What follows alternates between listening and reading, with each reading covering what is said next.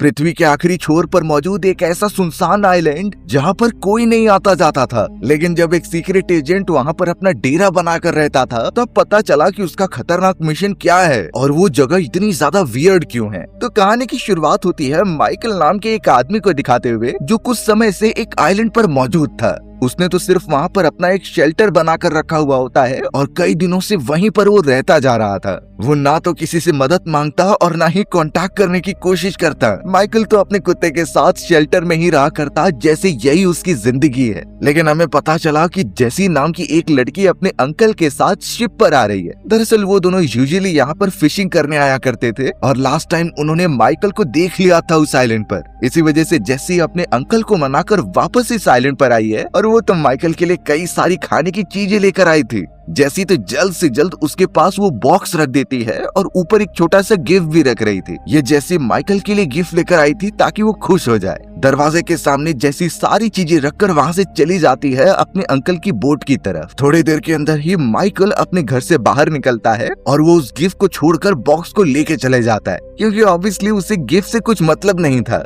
यानी अब उसके पास कुछ हफ्तों के लिए खाने पीने की चीजें और मौजूद हैं। माइकल पता नहीं क्यों कोई बड़ी सी बात छुपा रहा है जो किसी को नहीं पता है। वो ना तो जेसी और उसके अंकल से बातचीत करने की कोशिश करता और जब भी वो बोट लेकर वहाँ पर आते तो वो अपने कमरे का दरवाजा बंद करके रख देता। एक तरीके से देखकर लग रहा होता है कि माइकल शर्मिला है, लेकिन उसने अपने अंदर एक ऐसा राज छुपाया हुआ है जो थोड़े समय में रिवील होने वाला था। अब जब अगले दिन जेसी वापस से कुछ खाने की चीजें लेकर आती है तो वो देख पा रही थी कि माइकल उसका दिया गया गिफ्ट एक्सेप्ट नहीं कर रहा है। इस वजह से अब उसे थोड़ा गुस्सा आने लगा और वो दरवाजे को नॉक भी करती है। वो तब तक नॉक करती रही जब तक माइकल खुद बाहर नहीं आया। जैसी तो माइकल को वो गिफ्ट भी लेने के लिए कह रही थी जो उसने तैयार किया था, लेकिन माइकल कोई जवाब नहीं देता और वो दूसरे खाने के बॉक्स को लेकर अंदर जाने लगता है। लेकिन जैसी को अपने सवालों के जवाब चाहिए थे। वो तो दरवाजे पर अपना पैर रख देती है जिससे वो बंद नहीं होता। लेकिन माइकल बहुत ही ज्यादा स्ट्रेट फॉरवर्ड था। उसने तो जेसी के पैर को झटका दिया और वहाँ से हटाकर फिर दरवाजा बंद कर दिया था। यानी उसे सोशलाइजेशन में बिल्कुल भी इंटरेस्ट नहीं है। पता चला कि जेसी के अंकल तुरंत ही उसे बोट के अंदर बुला रहे हैं क्योंकि मौसम बिगड़ रहा है। वहाँ की लहरों की इंटेंसिटी काफी बढ़ गई होती है, यानी ये खतरनाक तूफान वहाँ पर आने वाला है। जेसी के अंकल की बोट थोड़ी सी आगे निकल चुकी थी, इसीलिए जेसी ने एक छोटा सा राफ्ट निकाला और पानी में कूद गई। वो जैसे तैसे अपने अंकल के पास पहुँचना चाहती थी, लेकिन लहरें इतनी तेज होती है कि वो डायरेक्टली पानी के अंदर गिर जाती है। जेसी के अंकल भी जब उसे बचाने के लिए गए तो उनकी बोट भी टेढ़ी होकर पानी के अंदर चली गई। यानी कि अब उन दोनों की जान काफी ज्यादा खतरे में थी। वहाँ आइलैंड पर घर के अंदर माइकल का कुत्ता थोड़ा भौंकने लगा था। जैसे ही माइकल की नजर समुद्र की तरफ जाती है तो वो समझ चुका था कि जेसी बहुत ज्यादा खतरे में है। वो जल्द से जल्द बिना कुछ बोले बाहर निकलता है और अपनी नाव से स्लाइड होते हुए पानी में चला जाता है। वो चारों तरफ देख रहा था कि आखिर जेसी और उसके अंकल कहाँ पर मौजूद हैं। पर वहाँ जेसी, जिसे तैरना तो आता था, लेकिन उसका पैर बड़े जाल के अंदर फंस चुका है, यानी इसी वजह से वो डूबती जा रही है। माइकल बिना देरी के पानी के अंदर गोता लगाता है और जैसे तैसे जेसी का पैर छुड़ाता है उन जालों से। उसने तो जेसी को अपने बोट के ऊपर रख लिया, लेकिन जब वो उसके अंकल को देखने के लिए जाता है तो पता चला उस जगह पर काफी देर हो चुकी है। जेसी के अंकल बोट के अंदर रहकर मारे गए थे। माइकल ने तो जेसी को सीपीआर भी दिया ताकि वो ठीक हो जाए। माइकल सबसे पहले जेसी को अपने शेल्टर के अंदर लेकर आ जाता है। कई देर तक जेसी एकदम से बेहोश पड़ी रही। उसका पैर तो एकदम सूज गया था वो जाल के कारण, और वहाँ निशान भी पड़ चुके थे, यानी वो कुछ समय तक प्रॉपरली चल नहीं पाएगी। अब अपने होश में आने के बाद वो अपने अंकल के बारे में पूछ रही थी, लेकिन माइकल उस समय पर शांत रहकर यही कहता है कि मैं उसे बचा नहीं पाया, शायद उनकी नसीब में जिंदगी नहीं मौजूद थी। जेसी उस समय पर काफी ज्यादा इमोशनल हो गई। वो तो माइकल पर ही गुस्सा होकर कहने लगी कि तुमने पुलिस ऑफिसर्स को कॉल किया कि नहीं। माइकल उसका कुछ जवाब नहीं देता और वहाँ से जाने लगता है। जेसी तो ये भी कहती है कि मेरी फैमिली मेंबर्स मेरा इंतजार कर रहे होंगे, मुझे तो इस आइलैंड पर नहीं रहना और यहाँ से जाना है। लेकिन माइकल यहाँ मन ही मन में सोचता है कि उसकी कोई फैमिली अब बची नहीं है। जैसे कि मदर भी मारी गई थी, यानी अब वो पूरी तरीके से अकेली है। माइकल अब सीधा उस शेल्टर से थोड़ा दूर चला जाता है। थोड़ी देर तक तो जैसी वहाँ पर लेटी हुई थी, लेकिन अब वो वहाँ के कई सारे ड्रॉर्स में चेक करने लगती है कि उसे कुछ सामान मिल जाए।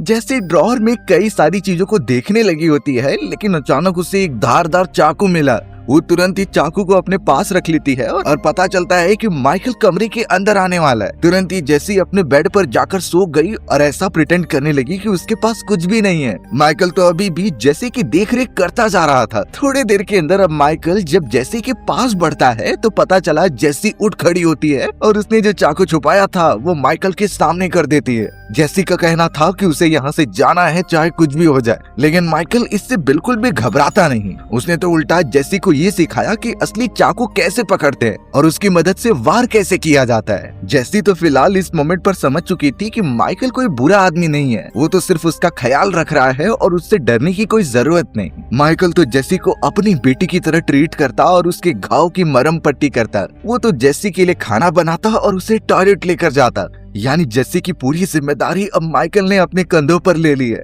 जेसी भी धीरे धीरे रिकवर होने लगी थी और माइकल के कुत्ते के साथ most of the time spend करती, लेकिन जेसी को अभी भी नहीं पता था कि उसका नाम क्या है। माइकल तो उसे बताने से इनकार कर देता और सिर्फ इतना ही मेंशन करता कि वो तुम्हारे अंकल को जानता था। एक्चुअल में जेसी के अंकल और माइकल एक दूसरे के साथ काम किया करते थे मिलिट्री फोर्सेस में। उस मोमेंट से ही उन दोनों की दोस्ती काफी गहरी हो गई थी। जेसी तो बार बार उसका नाम पूछते रहती, लेकिन माइकल ने कुछ रिवील नहीं किया। ऐसा लग रहा था कि वो अपनी आइडेंटिटी छुपा रहा है उस लड़की से। अब माइकल नोटिस करता है कि जेसी के पैर पर इन्फेक्शन फैलने लगा है। अगर उसे ठीक नहीं किया गया तो उसका पूरा पैर काटना पड़ेगा। जेसी के हिसाब से अब उसे हॉस्पिटल जाकर इलाज कराना ही चाहिए, पर माइकल पता नहीं क्यों ये कहता है कि हमें हॉस्पिटल जाने की जरूरत नहीं, मैं खुद वहाँ की सिटी में जाकर सारे मेडिसिन लेकर आऊंगा। फिलहाल वो जेसी को शेल्टर के अंदर आराम करने के लिए कहता है। माइकल तो अब बिना देरी किए अपने नाव पर बैठता है और आइलैंड से दूर जाने लगता है। जेसी बेचारी अब तक नहीं समझ पाई थी और फिलहाल अपनी चोट के कारण वहीं शांत बैठी हुई रहती है, लेकिन कहीं न कहीं लग रहा था कि ये तूफान आने से पहले की शांति है जिसमें शायद जेसी बुरी तरीके से फंस चुकी है। जेसी तो माइकल के भी कमरे में जाकर देखती है कि वहाँ उसने कई सारी ड्राइंग्स बनाई है और ये उसकी और उसके अंकल की थी। माइकल को खाली टाइम पर ड्राइंग करना बहुत पसंद था। इनफैक्ट जेसी को ये पता चलता है कि माइकल ने उसके द्वारा दिया गया गिफ्ट ओपन किया था। उसमें तो एक छोटा ग्लास वाला टॉय होता है जिसके अंदर एक लाइट हाउस बना था और ये लाइट हाउस सेम वैसा ही होता है जैसा उस आइलैंड पर मौजूद था। जेसी ये देखकर थोड़ा सा खुश हो जाती है। अब हमें लंदन के एक एरिया में दिखाया जाता है जहाँ पर कई गवर्नमेंट एजेंट्स आपस में बातचीत कर रहे थे। उनमें से एक बूढ़ा आदमी था जो एक सीक्रेट मिशन चला रहा होता है। एक्चुअल में ये मिशन सबसे पहले गवर्नमेंट द्वारा ही अप्रूव किया गया था, जिसके अंदर उनके शहर में मौजूद सारे सीसीटीवी कैमराज और लोगों की जितने भी मोबाइल फोन्स हैं उनके सारे एक्सेस गवर्नमेंट के पास होंगे। यानी वो सीसीटीवी और मोबाइल फोन के कैमरे से देख पाएंगे कि क्या हो रहा है। ये मिशन सिर्फ इसलिए किया गया था ताकि गलत चीजों को बढ़ावा ना दिया जाए और जो भी गलत चीज होने वाली है उसे पहले ही रोक दिया जाए। लेकिन जैसे ये चीजें पब्लिक को पता चली तो वो प्राइवेसी के बारे में बात उठाने लगे। इन्हीं रीजंस की वजह से उस बूढ़े आदमी पर भी सवाल उठाए जा रहे थे, लेकिन बूढ़े आदमी ने साफ मेंशन किया कि इस मिशन से उन्होंने कई सारे टेररिस्ट अटैक रोके हैं, लेकिन पब्लिक अब चाहती है कि इसे बंद कर दिया जाए। अब पता चला कि वहाँ के प्रेसिडेंट सीधा उस बूढ़े आदमी से बातचीत करने आ गए। प्रेसिडेंट को पता था कि ये मिशन बहुत ही ज्यादा फायदेमंद है उनके लिए, लेकिन अब सारी जनता को दिखाने के लिए उन्हें उस बूढ़े आदमी को जॉब से निकालना होगा। प्रेसिडेंट ये बताने लगी कि तुम्हें जॉब से तो निकाल देंगे और तुम्हारी जगह पर कोई दूसरा एजेंट आएगा, लेकिन तुम्हें अपनी सैलरी मिलती रहेगी और तुम इस मिशन को बैकग्राउंडली अभी भी कंटिन्यू कर सकते हो। वो बूढ़े आदमी को ये बहुत अच्छा लगता है, इसीलिए उसने ये ऑफर एक्सेप्ट कर लिया। वहाँ शहर में हमें माइकल दिखाया गया जो कि कुछ सामान लेने के लिए पहुँच गया होता है। उसे पता था कि हर एक सिक्योरिटी कैमरा ट्रेस किए जा रहे हैं, इसीलिए वो एक कपड़ों की दुकान में घुसता है और वहाँ की सिक्योरिटी कैमरा से छुपने के लिए कई सारे कपड़े खरीदकर उससे लेकर जाने लगता है। लेकिन शॉप के बाहर कुछ लड़कियां मोबाइल से फोटोज खींच रही थी जिस पर माइकल का ध्यान नहीं गया और उसके अंदर उसकी फोटो क्लिक हो जाती है। जैसे ही ये उन सीक्रेट एजेंट्स को पता चला वो तुरंत ही माइकल की फोटो सर्कुलेट करने लगे। सीक्रेट इन्वेस्टिगेशन में पता चला कि माइकल एक टेररिस्ट है जिसे कई साल से वो लोग ढूंढ रहे थे, लेकिन अभी तक वो मिला नहीं। इसलिए जल्द से जल्द एक इन्वेस्टिगेशन जारी की गई और माइकल का वो सब पीछा करने लगे। माइकल भी जैसे तैसे सारे सामान लेकर वापस अपने आइलैंड पर आ जाता है। उसने तो जेसी को खाने पीने की चीजें दी और अच्छे कपड़े दिए जो उसे फिट आ जाते हैं। दोनों बैठकर काफी अच्छी तरीके से खाना खा रहे थे, पर तभी माइकल को कुछ आवाजें आई। वो जैसे ही पानी के अंदर देखता है तो एक मोटर बोट पर कई सोल्जर्स उसके आइलैंड पर उतर रहे थे। यानी ये बात सिंपल है कि वो पकड़ा गया है। माइकल ने तुरंत ही जेसी को अलर्ट कर दिया और अंदर जाकर छुपने के लिए कहा। वो भी खुद एक चाकू लेकर बाहर निकलता है और एक रस्सी को धीरे धीरे काटने लगता है। बोट के ऊपर तो कई सोल्जर्स थे जो जैसे ही आइलैंड पर कदम रखते हैं तभी पता चला कि माइकल ने कई सारे जाल बिछा कर रखे थे। उसने जैसे ही रस्सी काटी तो पहाड़ पर से एक बड़ी चट्टान नीचे गिरने लगी। एक जाल फैल जाता है जिसमें कि एक सोल्जर फंसकर पानी में चला गया। माइकल ने तो लाइट हाउस की सारी इलेक्ट्रिसिटी चालू कर दी थी जिससे हैलोजन लाइट उनकी आंखों पर पड़ने लगी। सभी सोल्जर्स कुछ सेकंड के लिए कुछ भी देख नहीं पा रहे थे। यानी माइकल ने इतना दिमाग लगाया था किसी भी घुसपैठियों को रोकने के लिए, लेकिन सोल्जर्स की नजर माइकल पर पड़ जाती है और वो लगातार उस पर फायर करने लगे। माइकल भी अपनी जान बचाकर भागता है। अब एक सोल्जर उस चट्टान की ऊंचाई पर पहुंच गया माइकल को पकड़ने के लिए, लेकिन माइकल उसे भी चाकू मारकर नीचे फेंक देता है। जितने भी सोल्जर्स उसके सामने आ रहे थे माइकल उन्हें बड़ी आसानी से मारकर खत्म कर दे रहा था।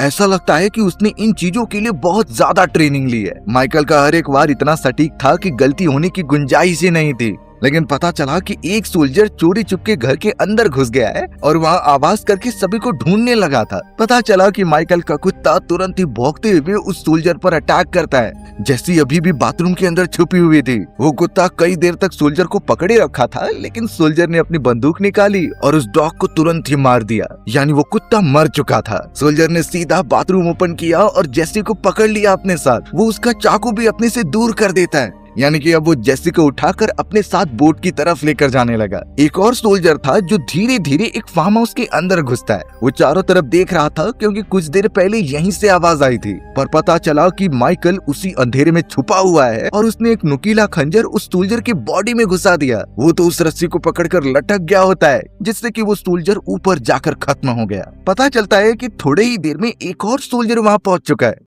माइकल को लगा नहीं था कि यहाँ पर दो सोल्जर साथ में आ जाएंगे, इसलिए उसे खुद सामने आकर उस दूसरे सोल्जर से लड़ाई करनी पड़ी। पता चला कि वो सोल्जर भी माइकल को काफी ज्यादा टक्कर दे रहा था। दोनों में कुछ देर तक बहुत ज्यादा हाथापाई होती है और माइकल ने उसे अपने फाइटिंग मूव से घायल भी कर दिया था। अंत में उसने नाव चलाने वाला एक चप्पू निकाला और सीधा उससे मारने लगा। माइकल ने तो सोल्जर के गले पर वो चप्पू लगा दिया होता है और उसे दबाकर उसने उस सोल्जर को मार दिया। यानी अब सोल्जर्स तो खत्म हो चुके थे, पर तभी जेसी के चिल्लाने की आवाज आती है। माइकल अब तुरंत ही उसे बचाने के लिए गया क्योंकि वो सोल्जर जेसी को लेकर जा रहा था। माइकल ने जल्द से जल्द एक बंदूक उठाई और सीधा उस सोल्जर के पैर पर गोली मार दी। वो सोल्जर नीचे गिर चुका था और जेसी भी वहीं पर मौजूद थी, लेकिन माइकल को बंदूक चलाना इतना अच्छा आता था कि उसने तुरंत ही सोल्जर को खत्म कर दिया। जैसे तैसे अब वो जेसी के पास पहुंचता है और जेसी को कुछ नहीं हुआ था। जितने भी सोल्जर्स आइलैंड पर आए थे उसने सबको मार दिया, लेकिन तभी माइकल देखता है कि सोल्जर्स के बॉडी पर कैमरास लगे गए हैं,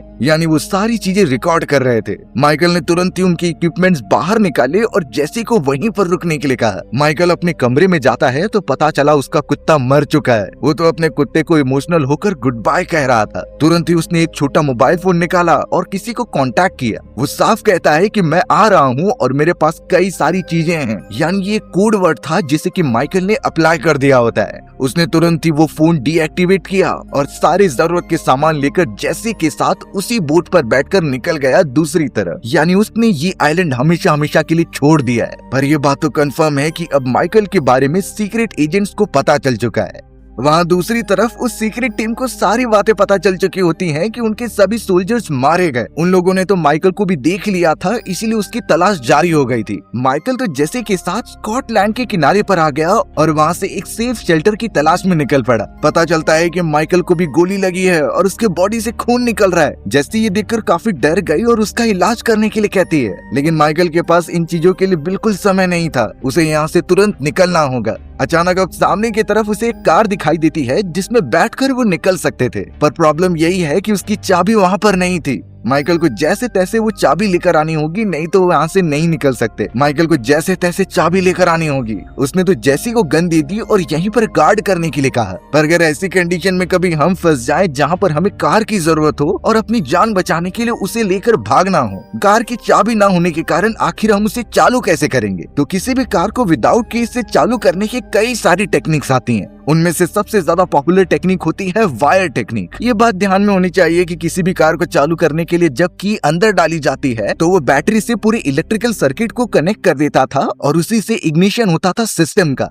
पर चाबी ना हो तो भी इसे इग्नाइट किया जा सकता है। कुछ वायर्स को डायरेक्टली एक दूसरे से कनेक्ट कर दिया जाएगा तो वो सर्किट एकदम से कंप्लीट हो सकता है। हमारा पूरा ध्यान स्टीयरिंग व्हील के साइड में जो बंडल्स वाली वायर्स होती हैं उन पर होनी चाहिए। उनमें से कुछ वायर्स ऐसे होते हैं जो लाइट्स, वाइपर और हीटर के थे। हमें तो उन सारी चीजों को इग्नोर करके बैटरी और इग्निशन वाली वायर्स पर फोकस करना है। याद रहे कि बैटरी और इग्निशन वाले वायर को ही चाबी कनेक्ट करती थी, तो चाबी के बिना अगर हम डायरेक्टली वायर को एक दूसरे से मिला दें तो इग्निशन के कारण कार स्टार्ट हो जाएगी। लेकिन यहाँ पता चला कि माइकल जब घर के अंदर घुसता है चाबी लेने के लिए तो वहाँ पर एक लड़का आ गया। उस जगह पर उसका फादर भी था जिसने माइकल पर गन तान दी थी। माइकल को लगा कि अब वो नहीं बचेगा, पर अच्छी बात होती है कि पीछे से जेसी आ गई और उसने भी गन पॉइंट करके उसे रोक दिया। हमें तो उन सारे सीक्रेट एजेंट्स की कम्युनिटी को दिखाया गया जिनके सिस्टम पर एक अलर्ट आता है। पता चला कि वो माइकल को जिस तरीके से टेररिस्ट समझ रहे थे वो कोई और था, यानी उनका सिस्टम अजीब तरीके से रिएक्ट कर रहा है और किसी को वो दूसरा ही बना दे रहा है। जब उन लोगों ने माइकल की असली प्रोफाइल निकाली तो पता चला कि वो तो एक सोल्जर है जो कई साल पहले एक वॉर के दौरान मर चुका था।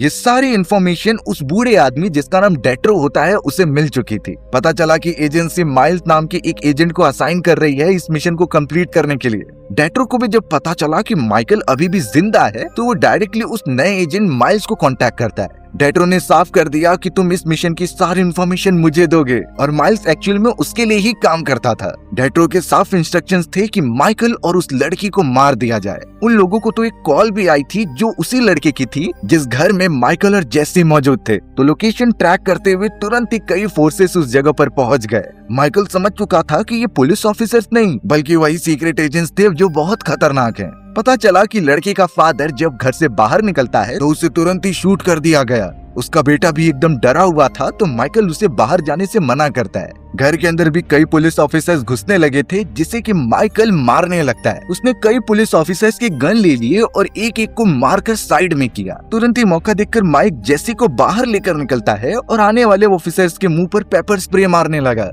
एक ऑफिसर इतना डर गया कि उसने अपनी चाबी ही निकाल कर दे दी। यानी माइकल जेसी को तुरंत कार में बिठाता है और जैसे तैसे वहाँ से निकल जाता है। वहाँ सीक्रेट एजेंसी की मेंबर तुरंत ही आदेश दे रही थी कि उसे पकड़ा जाए। किसी भी हालत में माइकल बचना नहीं चाहिए। बट प्रॉब्लम ये थी कि वो दूसरा माइल्स नाम का एजेंट उनका कॉल पिक नहीं कर रहा था। पता चलता है कि वो डेट्रो के कहे गए अनुसार काम कर रहा है और पुलिस ऑफिसर की कार का पीछा कर रहा है। उसने तो गन निकालकर माइकल की कार पर मल्टीपल फायर भी किए। माइकल जैसे तैसे जेसी को आगे बढ़ाकर लेकर जाने लगा था। दोनों कार्स के बीच एक अजीब सी रेस चालू हो चुकी थी और दोनों एक दूसरे को टक्कर भी मारने लगे थे। एक मोमेंट पर लगा कि माइकल की कार पूरी तरीके से डिस्ट्रॉय हो जाएगी, पर माइकल ने अपनी स्पीड कम कर दी और उस एजेंट के पीछे वाली कार पर आ गया। यानी अब माइकल पूरा एक्सलरेशन लगाकर माइल्स की कार को ठोकने लगा होता है। माइल्स भी बहुत ही ज्यादा शॉक हो गया और उसकी कार भी पलट जाती है। माइकल ने जैसे तैसे उसकी कार को और भी ज्यादा फॉरेस्ट के अंदर ढकेल दिया और मौका रहते जेसी के साथ वहाँ से भाग गया। यानी माइकल बचने में भी बहुत ज्यादा माहिर है। हमें पता चला कि उस कार एक्सीडेंट में वो सीक्रेट एजेंट माइल्स अभी भी जिंदा है। वो जैसे तैसे बाहर निकलता है और एक आदमी को रोककर उसकी गाड़ी छीन लेता है। यानी अभी भी वो माइकल का पीछा करने से रुकेगा नहीं। वहाँ सीक्रेट एजेंट की लीडर सारी इन्फॉर्मेशन कलेक्ट करके माइकल को अभी भी ढूंढ रही थी। उसने तो कॉल कर दिया डेट्रो को और माइकल के बारे में पूछने लगी। तब जाकर डेट्रो ये बताता है कि माइकल कुछ समय पहले ऐसे सोल्जर्स के साथ काम करता था जो बहुत ही ज्यादा खतरनाक थे और गवर्नमेंट के लिए सीक्रेट मिशन किया करते। एक समय वो ऐसा खतरनाक मिशन करने गए जिसमें उन्हें कई टेररिस्ट को मारना था दूसरे शहर में। लेकिन माइकल उस मिशन के बाद वापस कभी आया ही नहीं। टीम की लीडर को जब ये पता चलता है तो वो उस मिशन के बारे में और माइकल से रिलेटेड सारी जानकारी निकालती है। ये एक ऐसा मिशन था जो अलग अलग देशों में किए जाते। माइकल और उसकी पूरी टीम इसकी रिस्पॉन्सिबिलिटी कंप्लीट करने की। लीडर को ये भी पता चला कि माइकल कुछ समय पहले एक वैज्ञानिक को बचाने के लिए गया था। उसने अपना मिशन तो कंप्लीट कर लिया लेकिन उस मोमेंट के बाद से ही वो गायब हो गया। स्टेटस ये दिखाया जा रहा था कि माइकल मर चुका है लेकिन अब वो जिंदा है और आखिर कौन सा प्लान कंटिन्यू कर रहा है उससे नहीं पता। हमें पता चला कि डेट्रो उस लीडर के ऊपर भी कैमरा की मदद से नजर रखे हुए और सारी इन्फॉर्मेशन अपने सीक्रेट एजेंट माइल्स को प्रोवाइड कर रहा है। वहाँ दूसरी तरफ माइकल और जेसी कार के अंदर आगे बढ़ रहे थे। जेसी पूछने लगी कि माइकल की कोई फैमिली है कि नहीं। पर माइकल एक सीक्रेट एजेंट था और उसे पता था कि अगर वो फैमिली बनाएगा तो वो खुद कमजोर पड़ जाएगा, इसीलिए उसने सोशलाइजेशन कभी किया ही नहीं। जैसी अब तुरंत ही एक पिक्चर निकालती है जो उसके डॉग की थी। उसे पता था कि माइकल सिर्फ अपने डॉग से बहुत ज्यादा प्यार करता था, वो तो उसे पिक्चर दे देती है। जैसे तैसे माइकल और जेसी कार से नीचे उतरते हैं और एक शहर की तरफ आगे बढ़ने लगते हैं। वो सारे सीसीटीवी कैमरास और मोबाइल फोन से बचते हुए फिर रहे थे, लेकिन एक कार के डैश कैम ने उनकी फोटोज कैप्चर कर ली थी। ये सारी बातें डेट्रो को पता चल गई होती हैं, इसीलिए उसने सबसे पहले उनकी सारे डेटा को डिलीट कर दिया और उनकी एक्चुअल लोकेशन अपने सीक्रेट एजेंट माइल्स को प्रोवाइड कर दी। माइल्स को भी पता चलने पर वो तुरंत उस जगह पर जाता है। माइकल जेसी को लेकर एक चर्च में आता है जहाँ पर वो अपने सबसे पुराने दोस्त आर्थर से मिल रहा था। आर्थर भी उसके साथ सीक्रेट एजेंट का काम करता था। तुरंत ही सारी बातें बताने पर आर्थर उन दोनों को अपने घर पर लेके जाता है। पता चला कि आर्थर हैकिंग का काम चालू कर चुका है। उसने तो माइकल के पूछने पर यह बताया कि जब गवर्नमेंट अपने सीक्रेट मिशन किया करती थी और उन्होंने सारे सिविलियंस के कैमरा का एक्सेस ले लिया था, तब आर्थर ही वो था जिसने माइकल की जगह पर किसी दूसरे इंसान की फोटो डाली थी। ये इसलिए ताकि माइकल खतरे में ना पड़े, और अब तो वो चाहता है कि माइकल एक सेफ जगह पर चले जाए। वहाँ घर के अंदर जेसी आर्थर की कई सारी दवाइयों को देखती है और इससे एक बहुत ही बड़ा खुलासा हुआ।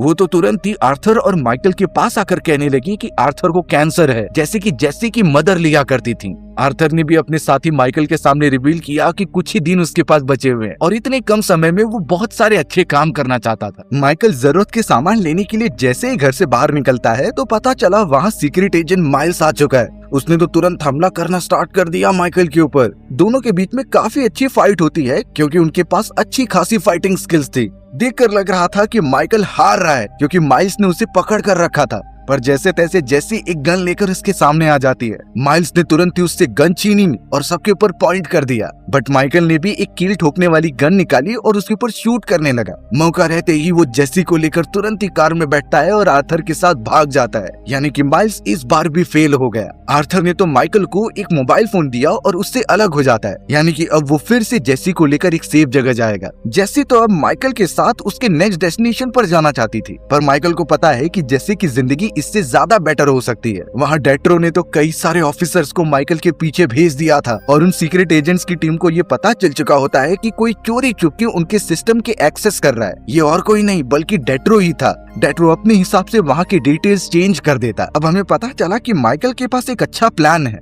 वो सीधा एक बार के अंदर पहुंच जाता है जहां वो और जैसे सिक्योरिटी कैमरास में बिना डरे हुए अंदर चले जाते हैं। माइकल ने तो सिक्योरिटी गार्ड को मारा भी और सीधा वहां से एक गैंगस्टर के पास पहुंच जाता है। डेट्रो ने भी अपने सिस्टम से पता कर लिया था और इसकी इन्फॉर्मेशन वो शेयर भी कर देता है। माइकल तो उस गैंगस्टर से जेसी और उसका एक नकली पासपोर्ट बनाने के लिए कहता है ताकि उन्हें ट्रांसफर किया जा सके। माइकल धमकी भी देने लगा कि अगर वो खुद फंसा तो वो उसे भी फंसा देगा, इसलिए गैंगस्टर डर के मारे सारे नकली पासपोर्ट बना देता है। लेकिन पता चला कि उस नाइट बार में पहले से ही कई सारे एजेंट हैं। माइकल अब चोरी चुपके अपने डिटेक्टिव स्किल्स का यूज करता है और उन लोगों को मारने लगता है। एक को तो उसने गन से मार दिया और दूसरे को ग्लास तोड़कर उसके गले में घुसा दिया। जेसी भी उसकी मदद करती है, लेकिन एक एजेंट उसे चोट पहुंचा देता है। चारों तरफ अब लोगों में हड़बड़ी मच चुकी थी और वो वहाँ से भागते हैं, पर उस एजेंट ने जेसी को अपने साथ पकड़ लिया और लेकर जाने लगा। आर्थर जो अभी भी माइकल की मदद कर रहा था वो उसकी लोकेशन बताता है और उसी की मदद से माइकल जैसे तैसे जेसी को बचाने में कामयाब हो जाता है। पता चला कि वहाँ कई और सीक्रेट एजेंट भी थे। इनफैक्ट माइल्स भी वहाँ पहुँच चुका था,